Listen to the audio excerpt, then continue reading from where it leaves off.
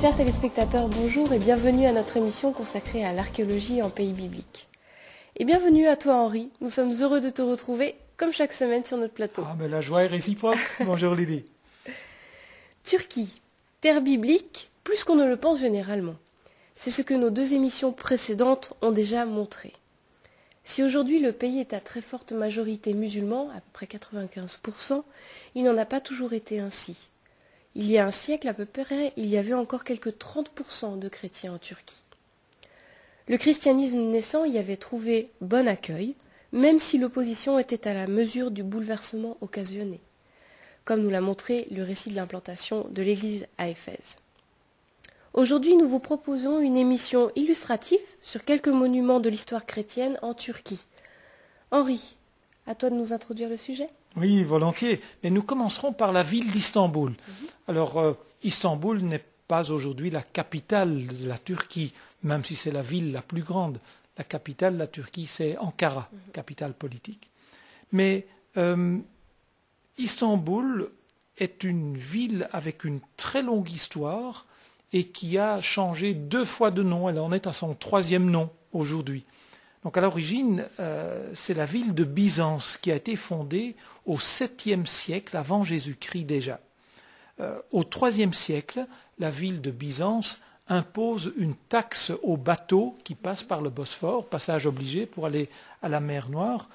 Et en l'an 324, l'empereur Constantin, qui est devenu chrétien quelques années auparavant, va faire de Byzance sa capitale, la nouvelle capitale. Et il va changer de nom avec la ville. Et il va parler de l'Empire byzantin et la ville s'appellera dorénavant Constantinople. C'est donc un premier changement de nom qui a lieu. À ce moment-là, Byzance, Constantinople, devient plus importante que Rome pendant tout un temps. La ville va se couvrir de bon nombre d'édifices religieux chrétiens. Au VIe siècle, le summum est atteint avec la basilique Sainte-Sophie. C'est Justinien qui fait élever cette basilique, grand sanctuaire des empereurs papes de la chrétienté orientale. Il est tellement lui-même émerveillé quand la cathédrale est finie, qu'il dira à l'époque « Gloire à Dieu qui m'a jugé digne d'accomplir une telle œuvre, Salomon, je t'ai surpassé, rien de moins ». L'église a été construite avec des colonnes de marbre qui avaient été ramenées des ruines de Baalbek, de Delphes, d'Éphèse. Tout cela a été intégré dans cette nouvelle église. Durant l'époque turque ottomane, l'église a été transformée en mosquée et on a fait des minarets à cette basilique Sainte-Sophie. Mais aujourd'hui, le bâtiment n'est plus une mosquée, il est un musée. C'est de cette même époque ottomane, qui commence au XVe siècle, que la ville devra son 2e changement de nom.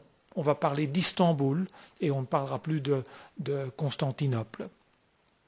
En 1616, sera érigée à Istanbul une immense mosquée, on l'appelle la mosquée bleue, à ne pas confondre d'ailleurs avec la basilique Sainte-Sophie. Les 2 édifices se trouvent à quelques centaines de mètres l'un de l'autre. Et au début, il faut vraiment bien s'orienter pour dire, attends, c'est quoi Sainte-Sophie, c'est quoi la mosquée bleue? Mais voilà donc pour Istanbul quelques-uns des grands monuments de l'ère chrétienne en Turquie, la Turquie d'aujourd'hui. La Bible et son message a transformé et transforme toujours la vie de bon nombre d'êtres humains. Et ces croyants ont souvent façonné l'endroit où ils vivaient. À partir de leur croyance en Jésus, ils ont édifié des églises et des cathédrales, mais également des monastères et des abbayes. Toute une partie de la Turquie centrale a été façonnée d'une manière bien particulière par ses habitants chrétiens. Nous parlons de la Cappadoce. Les déjections de l'ancien volcan Ersias-Dag ont recouvert au cours de plusieurs siècles une vaste zone. Puis le vent et la pluie ont érodé la lave et les cendres pour créer un paysage surprenant, surréaliste, lunaire, unique au monde. L'érosion est à l'origine de ces cheminées de fées comme on les appelle. À un autre endroit, l'érosion a produit d'autres sculptures en forme de champignons. Les dernières couches plus dures ont résisté davantage aux intempéries que les touches inférieures plus friables. Ces couches sont faciles à creuser. C'est pourquoi cette contrée a été un lieu de prédilection pour l'habitat humain, habitat dit troglodyte. Si les premiers habitants ont bien pu être les Hittites, la plus importante occupation humaine se fit durant l'ère chrétienne, principalement la période byzantine. Des villes entières furent creusées dans la roche tendre.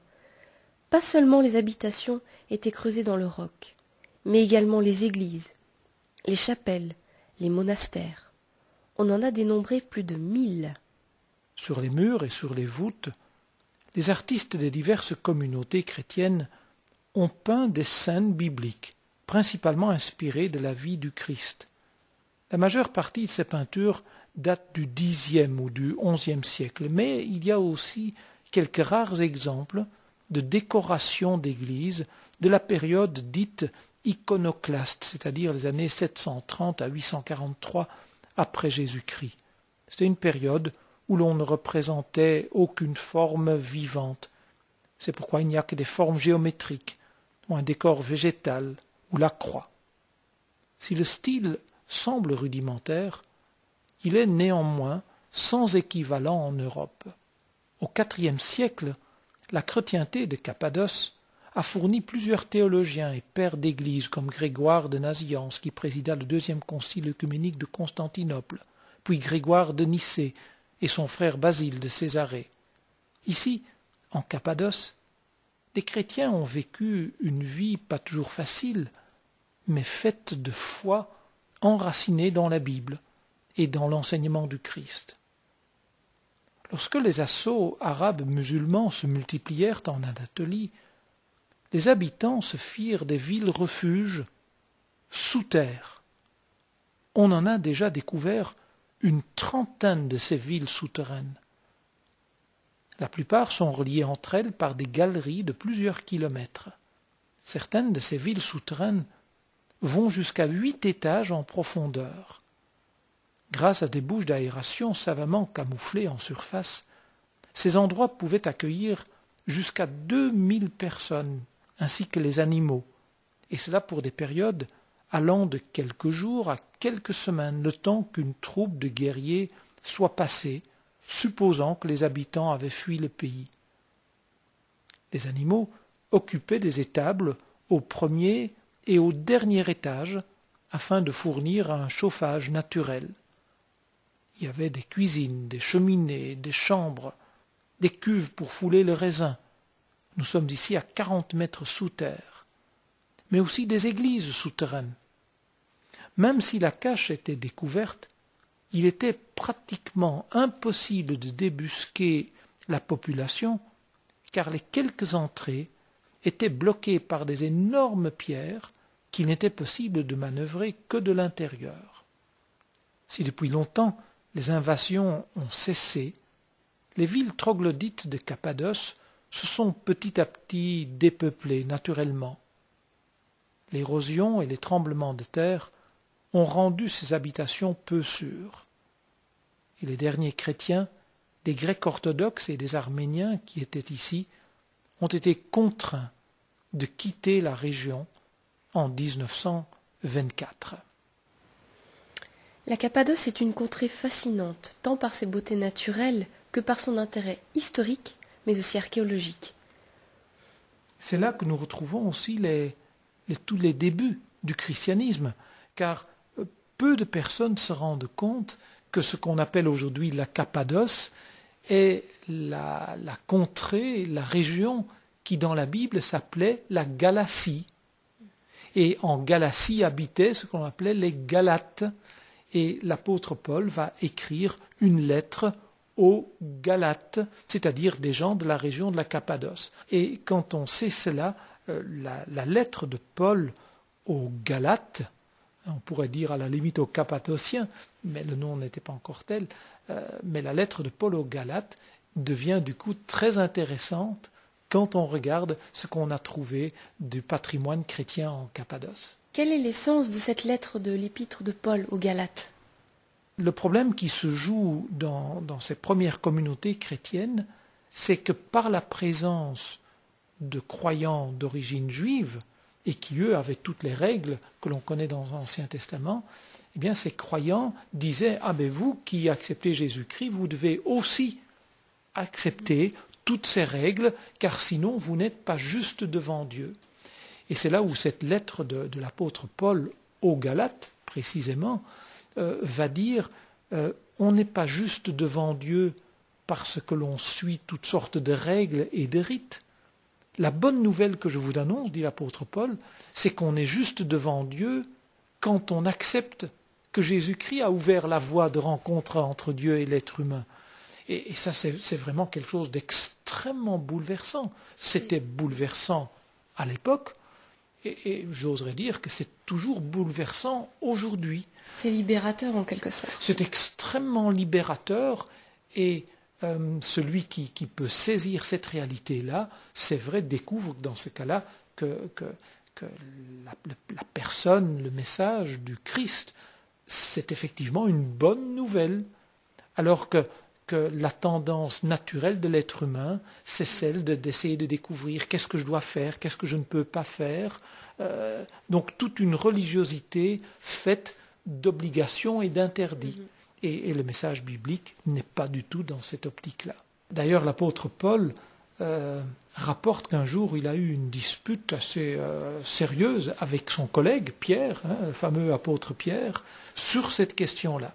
Et c'est précisément dans l'épître aux Galates, ceux qui habitaient la Cappadoce avant que ça ne devienne la Cappadoce, c'est dans cette épître que l'apôtre Paul va d'ailleurs écrire ceci: « Les êtres humains ne sont pas rendus justes parce qu'ils obéissent à la loi de Moïse, mais seulement parce qu'ils croient en Jésus-Christ. » Toujours dans cette même lettre de Paul aux chrétiens qui habitent cette contrée de Galatie, plus tard la Cappadoce, il va dire « Si vous appartenez au Christ, vous êtes de la famille d'Abraham, vous êtes des héritiers comme Dieu l'a promis.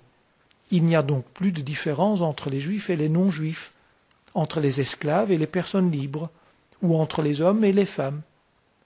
Vous êtes tous un dans le Christ. » Alors, affirmer que les êtres humains ont tous la même valeur, qu'ils soient hommes, femmes, riches, pauvres, va à l'encontre de toute la structure sociale de l'époque. C'est novateur, c'est nouveau, c'est extraordinaire. Biblique et décapant. Ah, certainement, oui. Et tout cela à partir de cette terre chrétienne de Cappadoce en Turquie, la Galatie des temps bibliques du Nouveau Testament. La semaine prochaine, nous allons à la rencontre de l'apôtre Jean à Patmos pour découvrir les débuts de l'Apocalypse. Au revoir, chers téléspectateurs. Au revoir, Henri. Au revoir, Lily.